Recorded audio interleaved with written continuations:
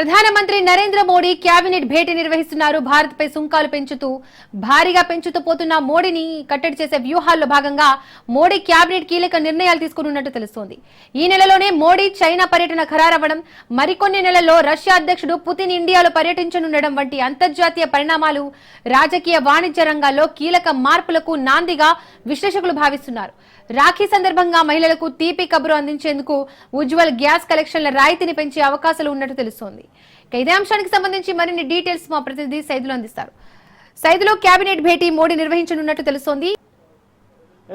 అత్యవసర కేబినెట్ సమావేశం ప్రధాని నరేంద్ర మోడీ ఆధ్వర్యంలో కొనసాగుతుంది. అయితే ఈ యొక్క కేబినెట్ సమావేశం అత్యవసరంగా ఎందుకు ఏర్పాటు చేయాల్సి వచ్చిందంటే ముఖ్యంగా ఈ యొక్క భారత్కి సంబంధించి అమెరికా విధించినటువంటి సుంకాలు ఏదైతే ఉన్నాయో దానిపైన దేనిపైన ప్రభావం పడే అవకాశం ఉంది ముఖ్యంగా అనే దానిపైన కూడా చర్చిస్తున్నారు. ఎందుకంటే ఇప్పటికే 25% సుంకాలు విధిస్తున్నట్టుగా కూడా గతంలో ప్రధాని మన అమెరికా అధ్యక్షుడు డొనాల్డ్ ట్రంప్ ప్రకటన చేశారు కాబట్టి అది నిన్నటి నుంచి అమల్లోకి వస్తుంది. ఇక మిగిలిన 25% ఏదైతే ఉందో అది ఆగస్టు 27 నుంచి కూడా అమల్లోకి రానుంది. సో భారత్ పైన విధించినటువంటి సుంకాలకు సంబంధించి ఇక 50% సుంకాలు అమెరికా విధించడంతో సో దాని ప్రభావం ఏ విధంగా ఉండబోతుంది, ఏంటి, దాన్ని ఎలా ఎదుర్కోవాలన్న దానిపైన కూడా అత్యవసర కేబినెట్ సమావేశం ప్రధాని నరేంద్ర మోడీ ఆధ్వర్యంలో ఢిల్లీలో కొనసాగుతుంది. ఇదే అంశంపైన కూడా చర్చించే అవకాశం కనిపిస్తుంది.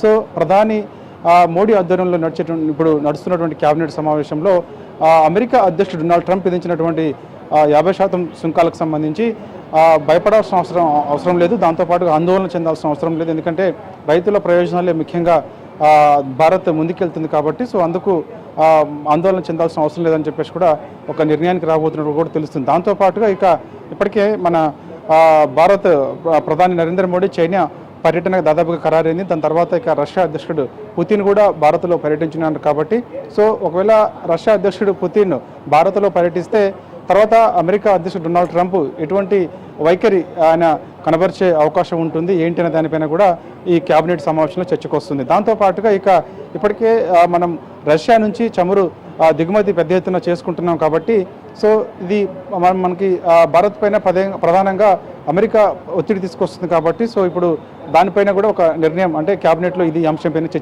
చర్చ జరిగే అవకాశం ఉంది. ఎందుకంటే రష్యాతోటి మన ఒప్పందం చమురు దిగుమతులకు సంబంధించి ఒప్పందం చేసుకున్నాం కాబట్టి అది ఒప్పందం రద్దు చేసుకోవాలనేది ప్రధానంగా అమెరికా పదే భారత్ పైన ఒత్తిడి తెస్తుంది కాబట్టి సో ఎట్టి పరిస్థితుల్లో కూడా ఈ విషయం పైన తలొగ్గే ప్రసక్తి లేదని చెప్పేసి కూడా భారత్ ఒక నిర్ణయానికి రాబోతుంది.